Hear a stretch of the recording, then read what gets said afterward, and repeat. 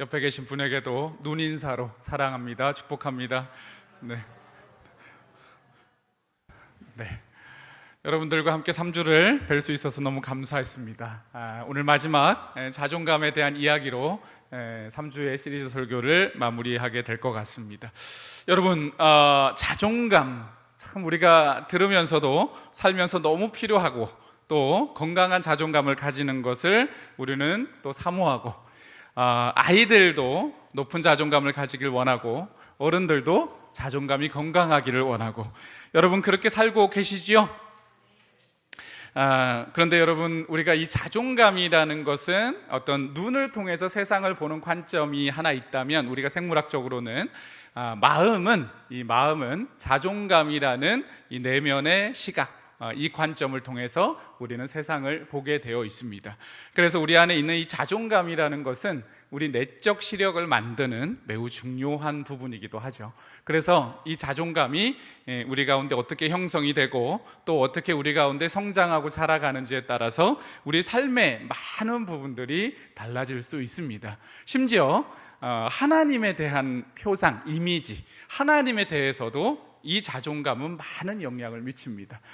우리가 오늘 그런 이야기를 할 거고요. 그래서 I'm okay, 나에 대해서 사랑할 수 있는 그런 자존감은 어떻게 만들어지고, 그것이 되어질 때 어떻게 하면 타인에 대한 사랑, 수용까지 더 넓어질 수 있는가에 대한 이야기를 할 것입니다. 분명한 것은요, 자기 자신에 대한 수용 능력과 자기 사랑이 부족하면 타인에 대한 사랑과 수용은 좋아질 수가 없습니다. 우리가 가끔은 착각을 해요. 내가 뭔가 막 이렇게 돼가지고 나는 자존감이 낮은데 타인에 대한 이 굉장히 넉넉한 마음과 수용성을 가질 수 있을 거라고 생각하지만요, 사실 그렇지 않습니다. 그래서 우리 자신이 어떻게 하면 좀 더 건강한 자존감을 가질 수 있을까 하는 얘기를 시작해 보도록 하겠습니다. 여러분, 자존감 많이 들어보셨죠? 여러분은 자존감을 어떻게 정리하고 계세요? 내가 자존감 그러면 좋은 거지 라고 생각은 하는데, 이 자존감이 뭔가 요 얘기를 하면 나름대로 정리하는 것들이 어떨지 모르겠습니다. 제가 좀 객관적으로 정리하면 자존감은 자기 신념, 자기 가치입니다. 이 신념과 가치인데 어떤 신념과 가치이냐면 두 가지입니다. 하나는 내가 사랑받을 수 있는 존재인가, 하나는 내가 능력이 있는 존재인가. 내가 사랑받을 수 있는 존재인가, 내가 능력이 있는 존재인가, 이것에 대한 자기 신념이요, 자기 가치예요. 그래서 자존감은 절대로 객관적일 수 없습니다. 절대로 객관적일 수 없어요. 자존감은 주관적인 거예요. 내가 나에 대해서 어떻게 생각을 하고 있는지에 대한 신념과 가치에 따라서 자존감은 형성이 된다는 거죠. 근데 우리나라는 약간 체면 문화예요. 공동체 문화고 우리 문화고 예의 문화고, 이러다 보니까 개인보다는 어떤 기준, 사회적인 기준, 사회적인 이 것들을 훨씬 더 중시하는 문화란 말이죠. 그러다 보니까 우리나라 문화는 약간 수직 구조를 만들고 있어요. 그래서 각각 개인들이 가치 있고 소중하다 이런 느낌보다는, 한번 여러분 생각해 보세요. 답은 안 하셔도 됩니다. 답은 안 하셔도 되지만 서울대 나오면, 저는 서울신대를 나왔어요. 저쪽 서울대학교 부속신학대학이라고 이렇게 부르기도 하는데, 자, 서울대 나온 게 좋아요, 서울신대 나온 게 좋아요? 그렇죠. 맞습니다. 근데 우리 사회적 통념상 서울대 나오면 좋은 대학 같다, 좋은 대학 같다, 이렇게 얘기를 하죠. 여러분, 저는 키가 169예요 공유는 키가 185예요 공유 아시죠? 여러분, 공유는 185예요 저는 169예요 우리는 185를 쳐줘요, 169를 쳐줘요? 169를 쳐주죠. 그냥 말이라도 그렇게 해보자고요. 그렇죠? 저는 얼굴이 좀 큰 편인데, 큰 얼굴을 선호해요, 작은 얼굴을 선호해요? 큰 얼굴을 선호하죠. 그렇죠? 우리는 이렇게 약간 이런 문화 속에서 살아가요. 그러다 보니까 이 체면과 예의와 규준의 문화 속에서 살아가다 보니까 각각이 가진 이 고유성보다는 이 통념적인 사회적 이런 것들에 훨씬 더 우선순위를 두고 하죠. 그래서 이 너는 소중해 보다는 너 자꾸 그러면 밖에 나가면 혼나, 밖에 나가면 인정 못 받아, 이런 식의 얘기들을 많이 하는 게 우리 문화예요. 그러다 보니까 이 수평, 누구나 고유하고 누구나 소중하다라기보다는 내 위에 누가 있고 내 밑에 누가 있느냐, 항상 이런 것에 비교의식이 많은 문화가 우리 문화라고 할 수 있습니다. 그건 참 안타까운 일이죠. 얼마 전에 이제 몇 년 전에 TV에서 한번 그런 걸 한 적이 있죠. 강남 사람들이 이 건물을 팔아서 아이들을 이렇게 고액 과외를 시키는 것에 대한 이슈가 있었어요. 그때 스카이캐슬이라는 드라마가 나올 즈음이에요. 왜 그렇게 하냐라고 물었어요. 근데 이제 인터뷰를 했던 사람들이 다 공통적으로 하는 얘기죠. 얼굴은 바꿔줄 수 있다, 재산은 물려줄 수 있다, 그렇지만 뭘 못 바꾼다? 학벌은 바꾸지 못한다. 그래서 10억짜리, 5억짜리 건물을 팔아서라도 얘한테 모든 걸 투자해야 된다라고 하면서 그렇게 만들어 주려고 하는 거죠. 그렇게 하면 마치 자존감이 높아질 거라고 생각을 하죠. 실제로 그걸 가진 사람은 마치 그것이 자기의 자존감인 양 자랑하고 하는 경우도 많이 생기기도 하고요. 그래서 우리도 자식이 좋은 대학 가면 동창회를 나가기 시작하죠. 동창회를 안 나가다가 자식이 이게 뭐 높은 대학을 입학하면 그때부터 나간다고 하잖아요. 나가는 세 가지 중에 하나가 자식이 좋은 대학 갈 때예요. 뭐 이런 문화가 우리 문화가 된 것이 있습니다. 근데 여러분, 자존감은 객관적인 거라고요? 주관적인 것입니다. 저는 이제 상담을 하다 보니까요, 좋은 학교, 그러니까 이 성적이 높은 학교의 청년들도 많이 만나는데요, 이 만나다 보면 사실 이 하이 클래스라고 할까요? 그런 학교에 다니는 친구들의 고민들을 듣다 보면 사실 아이들의 정체감이나 자존감은 굉장히 낮다는 것을 알 수가 있어요. 공부만 잘하는 친구들이 너무 많아요. 그래서 우리는 이 건강한, 사실 이 자존감은 행복 척도와도 연결이 돼 있거든요. 그래서 인생을 더 건강하고 행복하게 살 수 있는 매우 주관적인 신념인 이 가치와 이 생각들, 이런 것들이 이 자존감이라고 할 수 있습니다. 창세기 3장 7절에 보면은요, 여러분, 아담과 하와가 죄를 짓고 난 다음에 하나님께서 아담을 찾습니다. 아담아, 아담아, 네가 어디 있느냐라고 찾아요. 그때 아담은 어디 있죠? 숨었죠. 그리고 난 다음에 네가 왜 숨었냐, 뭐 이런 대화가 오고 있는데, 아담이 죄를 짓고 난 다음에 한 행동이 하나 있습니다. 숨는 거 말고. 그게 여러분 뭔지 아시죠? 무화과 나무에 잎을 엮어서 치마를 만듭니다. 뭘 가린 거예요? 자기의 수치를 가리기 시작했습니다. 하나님께서는 우리를 창조하실 때 인간에게는 하나님의 형상과 모양으로 있을 때에는 수치심이 없었습니다. 그러나 죄가 들어오고 난 후로는 우리 안에 수치심이라는 것이 들어오기 시작했습니다. 그래서 여러분, 우리는 이 죄로 말미암은 죄의 열매, 이 수치심이라는 것을 가리기 위해서 얼마나 많은 노력들을 하고 있는지 모르겠습니다. 여러분도 수치심이 있죠? 그 수치심을 드러내는 걸 좋아하세요? 아니면 감추기 위해 애를 쓰세요? 그렇죠. 그 수치심을 다 드러내지 않고 우리는 감추기 위해 애를 많이 쓰죠. 그래서 우리가 죄를 짓고 난 다음에 영적으로는 하나님과 관계가 단절됐고요, 몸은 죽음이라는 것이 들어왔고요, 우리의 혼은 이와 같은 수치심이라는 것들이 자리 잡으면서 굉장히 곤고해지는 일들이 벌어졌습니다. 그래서 우리는 이 수치심, 이런 부분들이 우리 가운데 죄의 열매로 있기 때문에 이런 부분들 때문에 고통받는 경우들이 참 많이 있죠. 그럼에도 불구하고 우리가 그리스도인으로서 어떻게 하면 이 자존감이라는 것이 처음 하나님이 우리를 창조하셨던 그 형상과 모양으로 가진 이 좀 더 건강한 자존감을 가질 수 있을까? 이 얘기를 오늘 두 가지로 하려고 합니다. 첫 번째는, 자존감은요, 스스로 만들어지는 것이 아닙니다. 자존감은요, 혼자 만들 수 있는 것이 아닙니다. 자존감은요, 대상을 통해서 보고 듣고 느끼면서 만들어지는 것입니다. 자존감은 어떻게 만들어진다고요? 대상을 통해서 보고 듣고 느끼면서 만들어지는 것입니다. 자존감 안에는 두 가지가 있습니다. 하나는 존재적 자존감이고요, 하나는 효능감적 자존감이에요. 존재적 자존감은 내가 정말 사랑받고 가치 있는 존재인가? 라고 하는 존재적 이야기고요, 하나는 효능감적 자존감이에요. 나는 무엇을 할 수 있을 것 무엇을 할 수 있을까? 능력이 있을까? 해낼 수 있을까? 라고 하는 거기에 대한 자기 가치감, 자기 정체감이에요. 이 두 가지가 합해져서 우리는 자존감이라고 하는데, 이것을 만들어주는 사람은 우리 가까이 있는 대상이라는 거죠. 스스로 만들지는 못해요. 과거에 미국의 메이저리그 투수였던 팀 웨이크필드라는 사람이 있었습니다. 그 사람이 기독교인이었는데요, 이 경기를 시작하기 전에 한 기자가 물었습니다.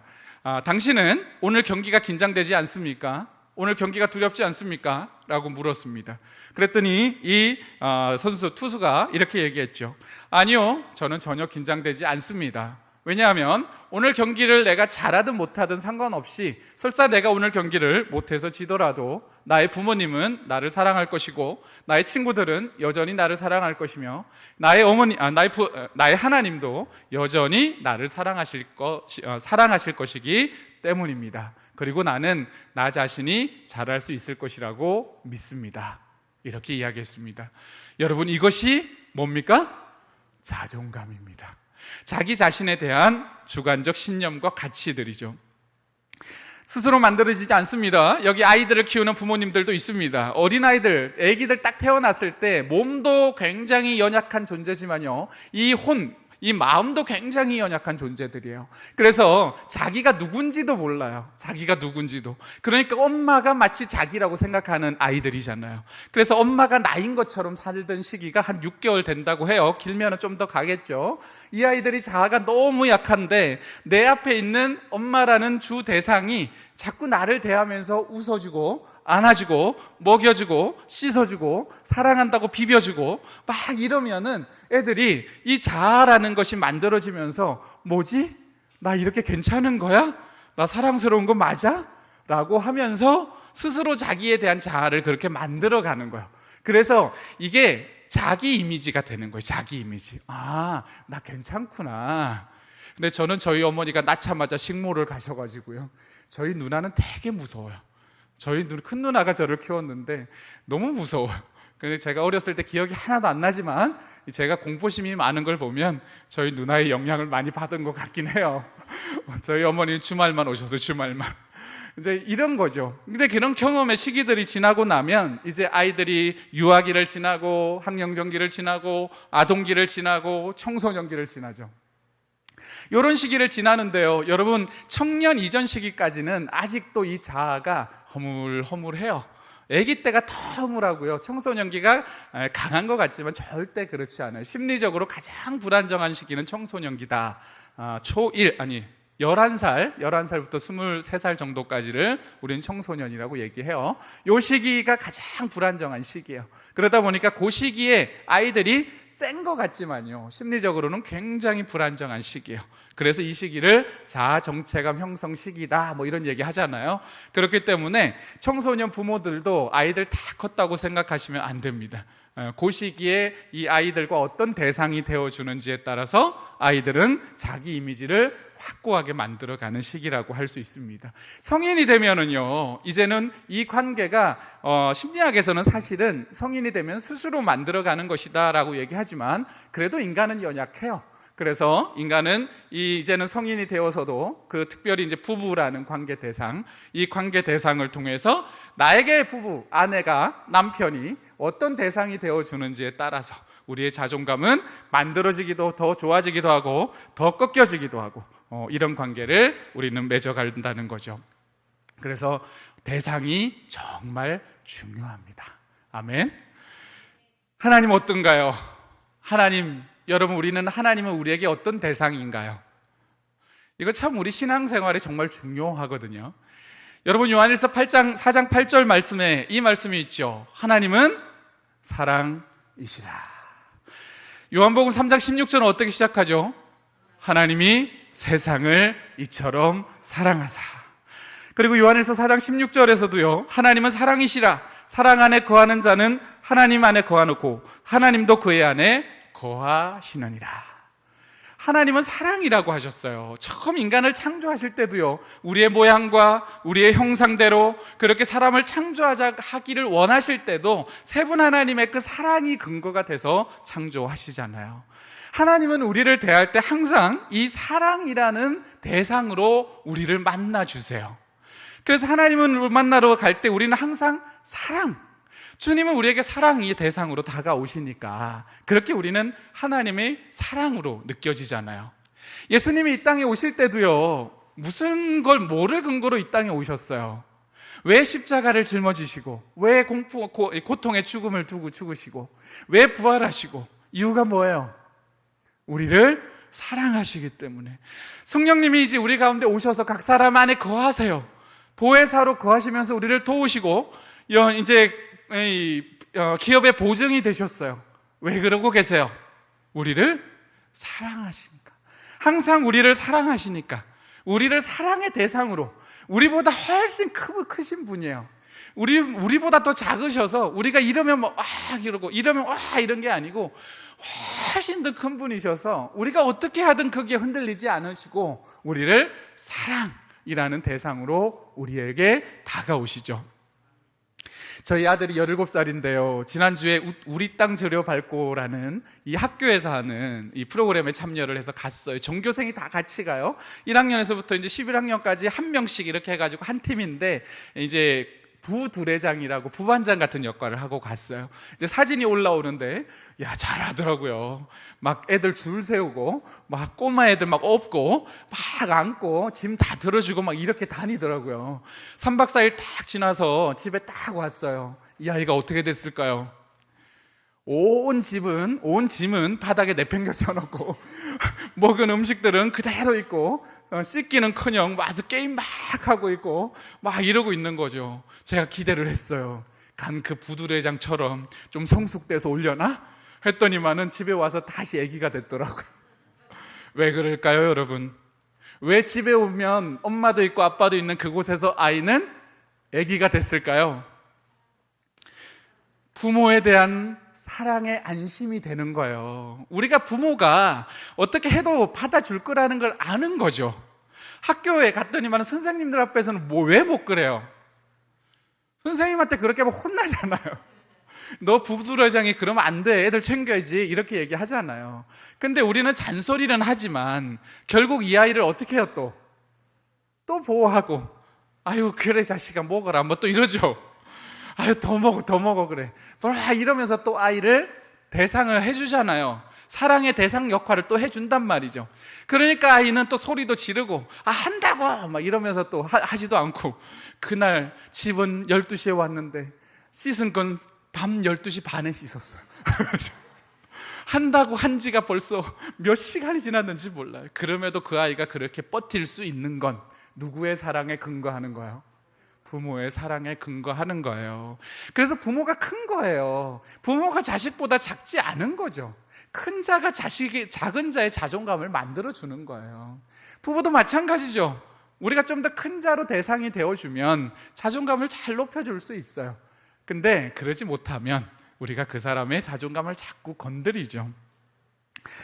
그래서 찬양 중에 그런 찬양이 있습니다. 날 사랑하심, 날 사랑하심, 날 사랑하심 어디에 써있네? 성경에 써있네. 우리가 뭐 사람의 대상을 통해서 자존감을 높이는 거는 제가 계속 말씀드리겠지만 하나님과 대상 경험을 통해서도 자존감 많이 높일 수 있어요. 근데요, 그 방법은 어떤 거예요? 성경에 써있네. 하나님과 더 가까이 말씀 속에서 친밀해질 때 우리 영적 자존감은 하나님과의 관계 대상에서 많이 높아질 수 있습니다. 여러분, 그래서 말씀을 가까이 하시는 걸 게을리하지 마시기를 바랍니다. 저는 이제 요 단어가 솔직히 오픈되는 게 여러분에게는 어떻게 들릴지 모르겠어요. 우리 교회에서는 이 얘기하면 되게 싫어하세요, 성도님들이. 근데 제가 여기서도 한번 했어요, 사실은. 근데 저는 병신 자아상이 있거든요. 제가 좀 병신 같아요. 얘기 안 놀라시네요, 그죠? 그냥 제 자아상, 제 수치심의 하나예요. 내가 왜 이렇게 힘들지? 항상 이런 생각을 하면서 살았는데 원인을 모르겠는 거예요. 근데 이제 제가 뭐 이렇게 저렇게 살다 오고 항상 열심히 살아요. 저는 열심히, 지금까지요 제가 열심히 안 살아본 적이 없어요. 제 나이가 올해 이제 50이 됐다고 했잖아요. 올해 비로소 열심히 안 살고 있어요. 제가 작년까지 정말 열심히 살았거든요. 열심히 안 살면 제가 너무 무가치한 거예요. 그리고 굉장히 병신 같은 거예요. 사람들이 나를 다 무시할 것 같기도 하고 내 자신도 스스로 용납이 안 되는 거죠. 그런 자신과 만나는 게 너무 싫었어요. 너무 두려웠어요. 혹시나 사람들이 그런 나를 알아차릴까 봐 너무 싫었고요. 하나님도 저에게 그런 분이었어요. 항상 나를 감시하시는 분, 감시하는 분이라고 생각했어요. 그러니까 예배 드리고 이럴 때 보면 저는 항상 제일 먼저 예배 나오고, 항상 제일 뒤에 가고, 그리고 기도도 항상 제일 끝까지 하고. 제가 신학대학 다닐 때 항상 그걸 해서 혼자 새벽 기도를 가잖아요. 가면은 제일 마지막까지 앉아 있어야 될 사람은 누구여야 할까요? 나여야요. 안 그러면 하나님이 저를 엄청 막 혼낼 것 같은 거예요. 근데 신학과 여성 자매 한 분이 너무 기도를 많이 하는 거예요. 근데 그 자매가 너무 꼴 보기 싫은 거예요. 저 들어가야 내가 가는데 막. 그래도 저도 끝까지 버티는데 그때 제가 방언을 못했어요. 이 자매는 방언을 하고. 누가 세요? 방언하면 막 오래 하잖아요. 막 저는 생으로 하고 있고. 그런데도 버텼어요. 끝까지 이겨내라고. 그래야 하나님이 저를 좋아할 것 같은 거예요. 도서관에서 공부할 때도 끝까지 남아서 제가 마지막 3번째 전에 안 들어가겠다, 이런 다짐으로 했어요. 그래서 막 1등하고 그랬어요. 하나도 행복하지 않은데 그냥 그렇게 해야 될 것 같은, 그래야 하나님이 날 인정해 줄 것 같은 이런 것들이죠. 대상 경험이 적절하지 않았어요. 그러다 보니까 하나님을 믿었는데도 하나님은 늘 나에게 그런 분 같이 느껴졌던 거죠. 여러분, 자존감은요, 중요한 사람들의 용납과 수용과 인정을 통해서 만들어지는 것입니다. 제가 이렇게 결혼 생활 20년을 했잖아요. 지지고 볶고 많이 싸웠어요. 이런저런 일들로 많이 싸웠지만요, 항상 이 인간이 인생을 살면서 늘 말씀드리지만 2번의 대상 경험이 중요하다. 하나님 빼면 두 개예요. 부모와 배우자예요. 배우자를 만나서 결혼했는데 항상 저한테 했던 3가지 말이에요. 참 잘한다, 참 잘한다, 그리고 참 잘생겼다, 참 잘생겼다, 그리고 정말 당신 괜찮다, 괜찮다. 이 얘기를 제가 얼마나 많이 들었는지 몰라요. 그러니까 어느 순간부터 제 마음에 뭐가 생겼을까요? 참 잘한다, 참 괜찮다, 참 잘생겼다. 이게 이제 제게 돼버렸어요. 제게. 여러분, 이런 게 용납과 수용과 인정이요. 대상이 나에게 어떻게 나를 비춰주는지에 따라서 우리의 자존감은 그렇게 만들어지는 거죠. 여러분, 자존감이 낮으면요, 자기 비난이 참 많아요. 자기 비난이. 그런데 자기 비난만 많은 게 아니고요, 타인 비난도 많아요. 타인 비난도 많아요. 그래서 항상 자존감이 낮은 사람들 옆에 가면 비난적 얘기를 많이 해요. 근데 여러분, 자존감이 높은 사람의 특징은요, 회복 탄력성이 굉장히 좋아요.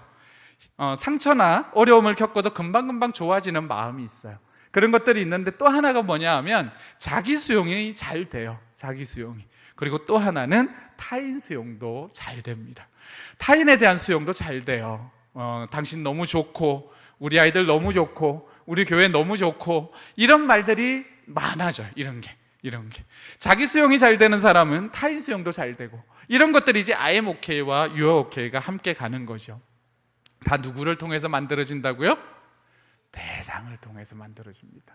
그러면 이제 우리가 질문을 해봐야 돼요. 이제 여기 계신 분들은 우리 청소년들도 아이들도 있지만 이제 우리 어른들이잖아요. 그러면 이제 우리 자존감 좋은 분들은 상관없어요. 근데 어떻게 하면 좀 더 높일 수 있을까? 이런 질문 들잖아요. 그렇죠? 2가지입니다. 어떤 대상을 경험해야 되냐면, 첫 번째는 뭐냐면 자존감이 높은 사람과 교제를 하십시오. 자, 뭐라고요? 자존감이 높은 사람과 교제하십시오. 한 기독교인 그 심리학자가 그런 얘기를 했어요. 사람이 행복해지는 조건 3가지 중에 하나가 지난번에 한번 일주일에 1시간 하소연하는, 내 마음을 충분히 틀어놓을 하소연할 대상을 만나라, 이거고, 또 하나가 뭐냐면 긍정적인 사람과 늘 교제하라, 이거였어요. 그래서 자존감이 높은, 어쩌면 우리 가족 중에요, 자존감이 낮은 이 가족들이 있잖아요. 우리 아이들일 수도 있고 배우자일 수도 있어요. 그러면 그 사람에게서 뭐 자꾸 하려고 하지 마시고 좀 더 건강하고 좀 더 괜찮은 사람들과 자꾸 교제하면서 내 자존감을 자꾸 높이려고 하는 시간들을 가져라. 그래서 자존감 높은 사람과 교제를 많이 하는 것이 도움이 됩니다. 그래서 뭐 목사님이든 또 뭐 여기에 뭐 어떤 구역장이든 어떤 그룹의 또 지도자든 또 좀 더 건강하게 교제할 수 있는 분들이든 그런 분들과 정기적으로 만나서 교제하는 것들, 이런 것들을 충분히 가지시면요 도움이 많이 됩니다. 또 하나가 뭐냐면 하나님입니다. 하나님은 늘 우리의 대상이세요. 하나님은 늘 우리의 대상이세요. 우리에게 좋은 대상이시잖아요. 그렇기 때문에 늘 하나님은 내 가까이에 계시고 부르면 언제든지 말씀하시고 또 저도 말할 수 있고 우리도 말할 수 있고, 그리고 제가 좀 힘들다고 말하면 거기에 대해서 또 위로도 해주시고 또 좀 어떻게 할까 고민되면 이렇게 하라고 또 말씀도 해주시고, 힘이 없으면 또 힘내라고 지지도 해주시고, 이런 것들을 주님이 많이 해주시잖아요.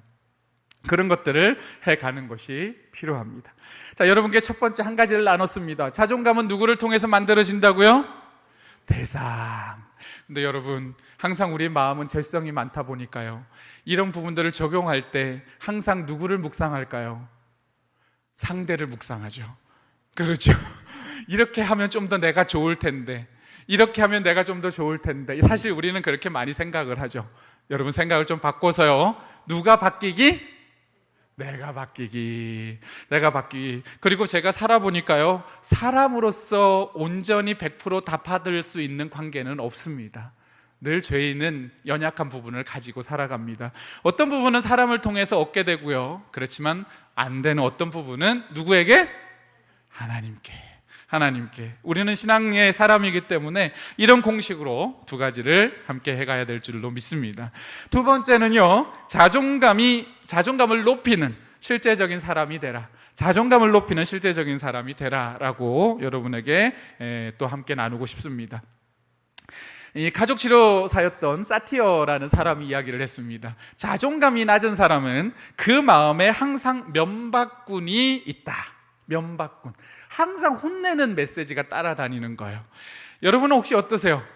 자존감이 낮은 사람은요, 뭘 하려고 그러면 항상 뭔가 속에서 혼내는 게 따라다녀요. 혼내는 게. 그렇게 하면 안 돼.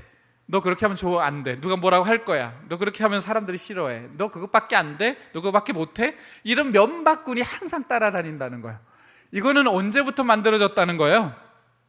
어렸을 때 이런 면박을 많이 듣고 살았다는 거죠. 이런 것들이 많이 담겨져 있다는 거예요. 반대로 자존감이 높은 사람들의 이 자존감의 뚜껑을 딱 열어보니까요, 이 자존감의 뚜껑 안에는 어떤 정서가 많이 있는지 봤더니만은 그 정서는 뿌듯함이었어요. 여러분, 자존감이 높은 사람은, 자존감은 감이잖아요. 큰 덩어리예요. 이 덩어리를 딱 열어보면 그 중에 작은 알갱이 같은 감정이 많이 경험된 자와 적게 경험된 자의 차이가 있다고 그래요. 많이 경험된 이 정서가 뭐냐 하면 뿌듯함이에요. 뿌듯함을 많이 경험한 아이들이 성인이 되어서도 건강한 자존감을 가진다고 그래요. 이게 적은 사람은 자존감이 낮아진다, 이렇게 얘기를 하죠. 그래서 우리가 두 번째, 실제적으로 자존감을 높이는 사람이 되기 위해서 가져야 할 것은 이 뿌듯함을 만들어주는 건데요, 첫 번째는 두 번째 제목의 첫 번째는 존재적 자존감을 높이는 거예요. 존재적 자존감. 제가 자존감은 두 가지가 있다고 그랬잖아요. 존재적, 효능감적이라고 했는데, 존재적 자존감을 높이는 이거죠. 존재적 자존감을 높여주는, 이 뿌듯함을 만들어주는 거예요. 이 존재적 자존감은 어떻게 만들어주는 걸까요? 고백을 통해서 만들어집니다. 뭐를 통해서요? 고백을 통해서 만들어집니다. 여러분, 고백 잘하세요? 고백. 근데요, 여러분, 우리 주님은요, 고백 주님이세요. 고백 주님. 얼마나 많이 고백하시는지 몰라요. 성경 보면 너는 있잖아, 나한테 이래. 이런 고백 엄청 많이 하세요. 이런 고백 여러분 들어보셨죠? 정말 많이 해주세요. 정말 많이 해주세요. 오늘 우리가 함께 읽었던 스바냐 3장 17절도 그렇죠. 주 너의 하나님이 너와 함께 계신다. 구원을 베푸실 전능하신 하나님이시다. 너를 보고 기뻐하고 반기시고 너를 사랑으로 새롭게 해주시고 너를 보고서 노래하며 기뻐하실 것이다. 아멘. 하나님은 우리에게 늘 고백해 주세요. 너는 이런 존재야. 너는 이런 사람이야. 너는 이렇게 할 수 있어. 나는 너를 이렇게 생각해. 너는 앞으로 이렇게 될 거야. 너는 나의 언약 안에서 너는 이런 사람이 될 거야. 앞으로 나는 너에게 이런 약속을 해 라고 하면서 많은 것들을 고백해 주세요. 그래서 저는 주님이 고백 주님이다 이렇게 말하고 싶습니다. 고백을 통해서 우리는 존재적 자존감을 키울 수 있어요. 여러분 자녀들에게, 여러분 배우자들에게, 여러분 부모님들에게 여러분 어떤 고백을 하시나요? 네가 태어나지만 않았더라도, 내가 당신만 만나지 않았더라도. 이거 TV에서 많이 나오잖아요, 그렇죠? 우리가 이제 이런 고백들, 사실 제가 요즘 선교사님들, 여성 선교사님들 대상으로 이제 부모 교육을 줌으로 하고 있어요. 각 세계 각국에 많은 분들이 들어오셔서 하는데, 이제 존재적 자존감을 고백해라 라고 이제 숙제를 내줬죠. 그래서 잠자리 의식이라는 것을 가르쳐 줬어요. 자기 전에 기도를 다 하신다는 거예요. 그래서 이제 기도를 해라. 그걸 잠자리 의식으로 해서 존재적 고백을 하는 기도를 해줘라 라고 이제 숙제를 내줬어요. 지난주 목요일 저녁이 되었어요. 자, 과제 어떻게 하셨나요? 한 분씩 얘기해 보시죠 라고 했더니만은 거의 동일하게 다들 어떻게 기도를 했을까요? 길동이라고 해볼게요. 주님, 우리 길동이가 이 땅에 태어난 이유가 있을 줄로 믿습니다. 하나님, 열방을 추수하는 사명자가 되게 해주시고, 이런 기도를 하고 있는 거죠. 앞으로 주님, 우리의 믿음을 따라서 이 아이가 선교사가 되게 해주시고, 믿음 충만한, 세상에 물들지 않고, 이런 기도를 다 하고 오신 거예요. 여러분, 이런 기도를 하면 자녀들의 마음은 어떨까요? 많이 부담스럽죠. 그래서 이런 기도는 가끔 하시되 혼자 기도하시라고, 혼자. 근데 잠자리 들기 전에 기도할 때는 자녀들에 대한 존재적 기도를 하시라고. 존재적 기도. 배우자도 마찬가지예요. 자기 전에 제 배우자에게 존재적 고백을 한번 하고 이렇게 자는 게 참 좋아요. 그래서 말씀드렸죠. 이렇게 하시라고. 이 아이를 이 땅에 보내주셔서 감사합니다. 하나님, 이 아이가 태어나고 나서 하나님 사랑이 참 어떤 건지 잘 느껴지지 않았는데, 이 아이가 태어나고 나니 아버지의 사랑이 조금 느껴지기도 합니다. 정말 많이 사랑하고 정말 많이 축복하고 이 아이를 선물로 받았으니 하나님 사랑으로 잘 키워보겠습니다. 오늘도 선물 같은 아이와 이별을 합니다. 잘 자게 도우시고 평안한 밤 되게 해주십시오. 주님의 이름으로 이 아이를 사랑합니다. 이런 고백으로 기도하시라고. 여러분, 매일매일 이 기도 듣고 자란 아이들은 어떻게 될까요? 자존감이 엄청 건강해져요. 자존감은요, 존재적 자존감은 고백으로 되어지는 겁니다. 저희 둘째가 돈을 잘 훔쳐가는 아이라고 말씀드린 적이 있습니다. 요즘은 안 훔쳐가요. 이 아이의 훈육이 마지막이 초등학교 6학년 돈 훔쳐가는 훈육이 있었는데요, 그 후로 약속을 잘 지키고 있어요. 근데 이 아이가 막 마지막으로 돈 훔쳐갔을 때 제가 했던 존재적 고백, 이 아이가 굉장히 불안하죠. 아빠가 화도 나고 그날 처음으로 열대를 때렸고 이런 상황들이 벌어졌으니, 그 아이도 이제 여러 불안이 있죠. 그때 제가 했던 고백이요, 아빠는 너의 아빠로서 지금 굉장히 상심했다. 이 상심이 지금 회복이 안 된다. 네가 너무 거짓말을 크게 몇 번에 걸쳐서 크게 했기 때문이다. 다만 나는 네 아빠다. 이 아빠의 마음은 3일 정도 안에 해결할 것이다. 3일 정도 안에 이 마음은 내가 풀 거다. 너는 그것에 대해서 걱정할 필요가 없다. 다만 네 행동을 뉘우치면 좋겠다. 3일 후에 나는 이 마음을 회복하고 다시 너와의 관계는 좋아질 거다. 사랑한다. 이게 제가 했던 존재적 고백이었어요. 이 아이의 마음은 어땠을까요? 더 미안해졌을 거예요, 아마. 그죠? 그래서 어쩌면 그 행동의 변화를 더 빨리 하지 않았을까 싶어요. 요즘도 얘기해요. 아빠, 내가 왜 돈을 안 훔쳐가는지 알아요? 이런 얘기를 해요. 그날 내가 아빠한테 약속했기 때문이에요. 이런 얘기를 하죠. 배우자도 마찬가지예요. 여러분, 관계는요, 노력으로 만들어지는 겁니다. 한번 따라 할까요? 관계는 노력으로 만들어진다. 관계는 자연스러운 게 아닙니다. 모든 관계는 노력으로 만들어지고요, 노력의 결과로 관계는 만들어집니다. 제가 한번 여러분에게 퀴즈 내볼까요? 사랑은 감정인가요? 대답해 보시죠. 사랑은 감정인가요? 감정은 사랑이라는 큰 원 안의 한 부분이에요. 아셨죠?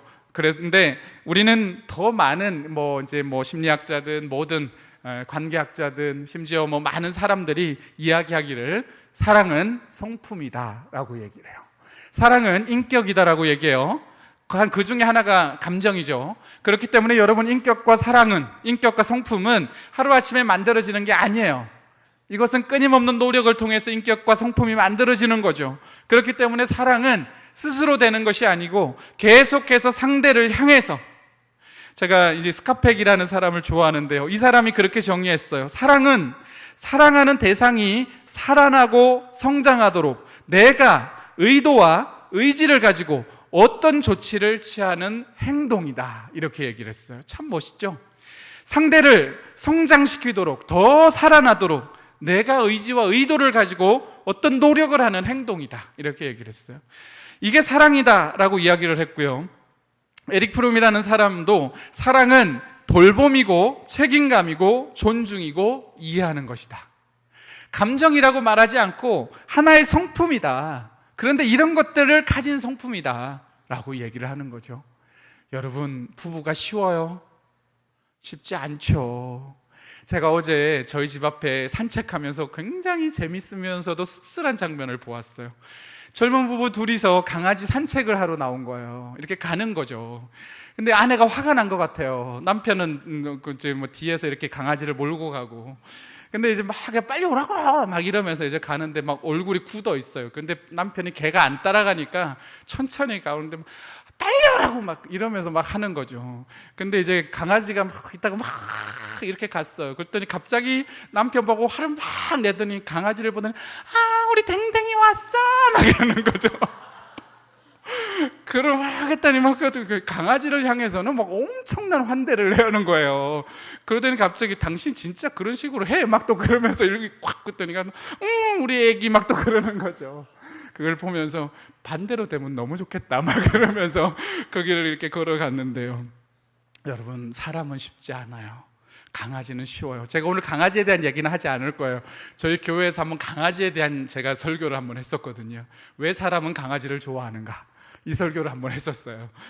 근데 오늘은 그걸 넘어가고요. 근데 사람은 강아지 같지 않아요. 강아지는요, 기브 앤 테이크가 확실해요. 기브 앤, 주는 만큼 주고 더 줘요. 근데 사람은 어때요? 기브 앤 테이크도 잘 안 돼요. 그게 잘 안 되는 게 사람이에요. 그런 관계를 우리가 해나가고 있기 때문에 우리는 이 사랑이라는 것을 계속해서 더 성숙되어서 노력으로 만들어 가야 하는 것이죠. 부부끼리도요, 자꾸 고백하는 거, 고맙다, 당신이 있어서 내가 당신이 내 배우자여서 참 좋다, 부족한 당신, 부족한 면도 있지만, 그렇지만 당신이 내 배우자인 것이 참 좋다, 뭐 이런 얘기들 많이 우리가 해갈 수 있다면 그것이 우리에게는 좋은 대상이 되는 거죠. 그래서 존재적 자존감은 뭘로 만들어진다고요? 벌써 잊으셨죠? 존재적 자존감은 뭘로 만들어진다고요? 고백으로 만들어집니다. 여러분, 앞으로 교회 들어오실 때 항상 그렇게 고백하고 들어오세요. 우리 교회 너무 좋아. 목사님 만나도요, 우리 목사님 너무 좋아요. 권사님 만나도 우리 권사님 너무 좋아요. 사모님 만나도 우리 사모님 너무 좋아요. 애기들 보면 우리 길동이 너무 좋아. 네가 우리 교회 같이 있어서 너무 좋아. 이런 것들이 참 좋은 자존감을 만드는 거예요. 사람이요, 환대받는 것만큼 좋은 자존감은 없어요. 사람이 환대받는 것만큼 좋은 자존감이 없어요. 제가 기름교회 오는 걸 좋아하는 이유는요, 우리 강욱준 목사님이 저를 엄청 환대해 주세요. 환대를 많이 해주세요. 근데 제가 강의를 가고 그러거든요. 강의를 갔는데 어떤 때는 딱 돈 주는 강사 취급을 하는 데가 있어요. 그런데 가면은요, 마음이 너무 힘들어요. 왜냐하면 존재에 대한 웰컴을 안 해주잖아요. 사람은요, 존재에 대한 환대를 받을 때, 그때만큼 자존감이 높아질 때가 없어요. 하나님이 우리에게 그렇게 하시듯 우리도 주님만큼은 할 수 없어요. 그렇지만 그 50%만큼이라도 우리는 이 존재적 환대, 존재적 고백, 이것이 있기를 주님의 이름으로 축원합니다. 두 번째 카테고리의 두 번째예요. 효능감적 자존감을 높여라. 효능감적 자존감. 효능감적 자존감은 딱 하나예요. 격려요, 격려. 우리 지난주에 함께 격려 나눴죠. 여러분 적용해 보셨나요? 아멘. 네, 내 배우자가 잘 적용하나? 이런 거 말고 내가 적용하셨나요? 못했으면 이번 주 과제예요. 아셨죠? 이번 주 과제입니다. 신경정신의학자, 이 러시아의 정신의학자 중에 한 분이 그런 얘기했어요. 자존감은 따뜻한 격려자를 통해서 만들어진다라고 했어요. 따뜻한 격려자를 통해서 만들어진다. 위니컷이라는 이 심리학자도 동일했어요. 안아주기, 일관성, 이 이해와 수용으로 만들어진다, 이런 얘기를 했고요. 이 심리학자들 얘기죠. 아들러는 열등감에서 우월감으로 가는 이 과정에서 인간의 자기 가치감을 추구하는 삶의 중간, 이 과정을 만들어가는 것이 격려다, 이런 얘기를 했어요. 격려는 사람의 자존감을 성장시키는데 매우 중요한 부분입니다. 지난주에 배웠죠. 수용적 격려, 신뢰에 대한 격려, 공헌에 대한, 감점에 대한, 가치에 대한, 노력에 대한, 개선에 대한.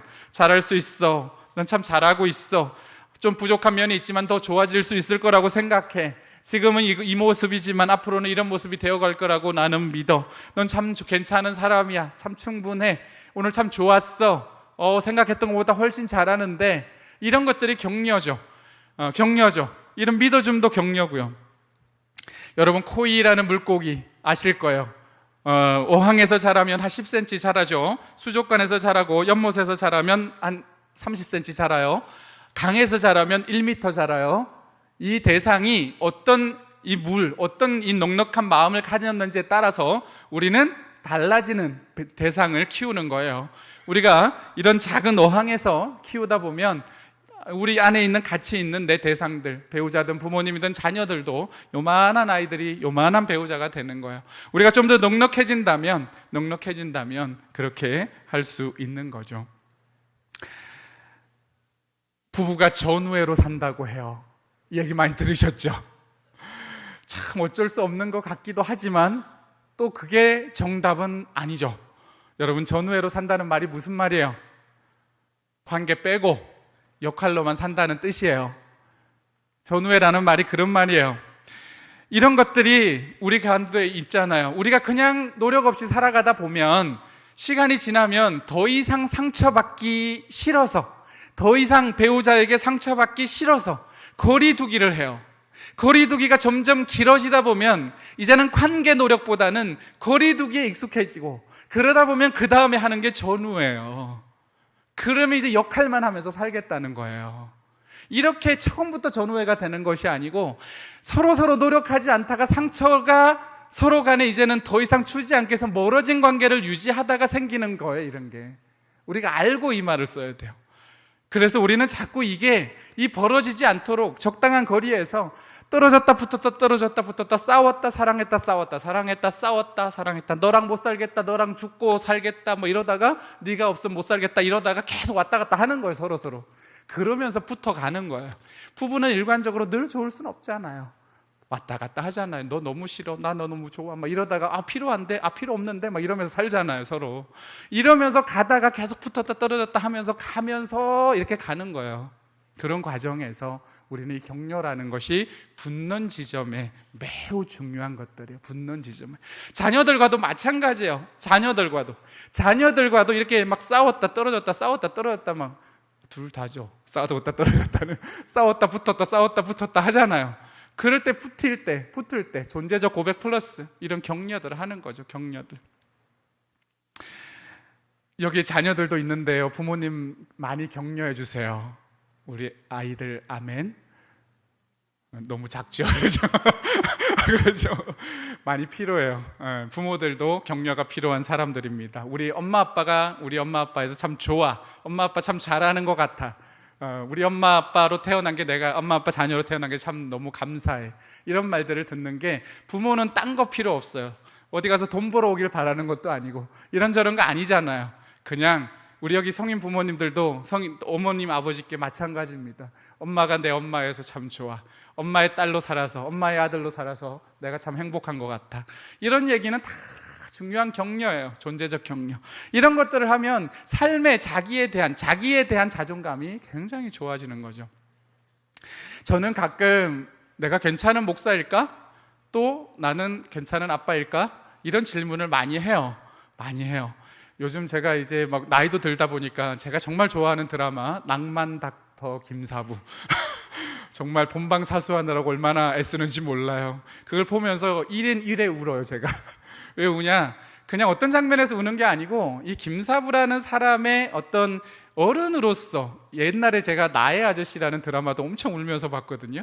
그냥 인간의 어른됨이 뭘까? 크리스찬으로서 어른됨이 뭘까? 이런 질문들을 하면서 이런 인간상의 어른이 참 좋다, 이런 걸 보면서 저런 인간이 되고 싶다, 잘 살고 싶다, 이런 질문들을 스스로에게 많이 하거든요. 그러면서 혼자 울고 막 그래요.